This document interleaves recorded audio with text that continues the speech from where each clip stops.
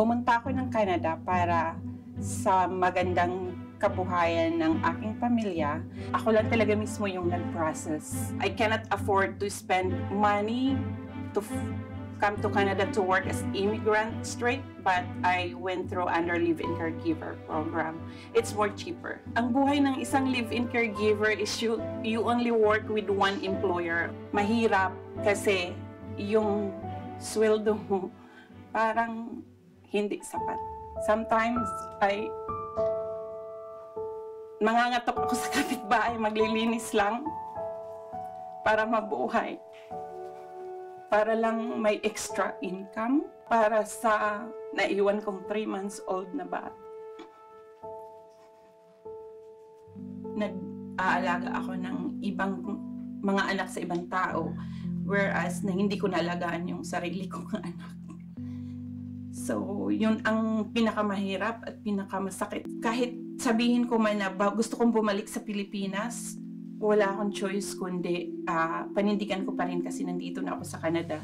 It took me like 7 years to get my son in Canada. Yung panganay ko, dun lang ako nahirapan kasi dumating dito siya sa Canada and he was 10 years old. He doesn't have love as parang ina ako niya kasi hindi siya lumaki sa akin. Nung dumating siya dito, sinasabihan ko lagi siya na kahit hindi mo ako mahalin, respetuhin lang.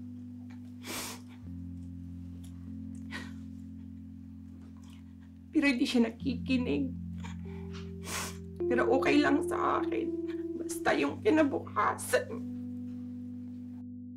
Yung transition namin mag-ina, right now, we're so amazing. Like, naririnig ko na sa kanya na in love ako niya, and then hinahag na ako niya, tinitis ako all the time. I'm so happy naman. Sabi ko, yung lahat ng pagtitiis ko, lahat nasasaktan ako. Parang worth it yata. Parang challenge, and I got motivated the most. I'm so blessed na binigyan ako ni Lord ng very good opportunity na lahat ng pinapasukan kong trabaho. I never fail. Sa lahat na gustong pumunta ng Canada, make sure na, buo yung loob nyo,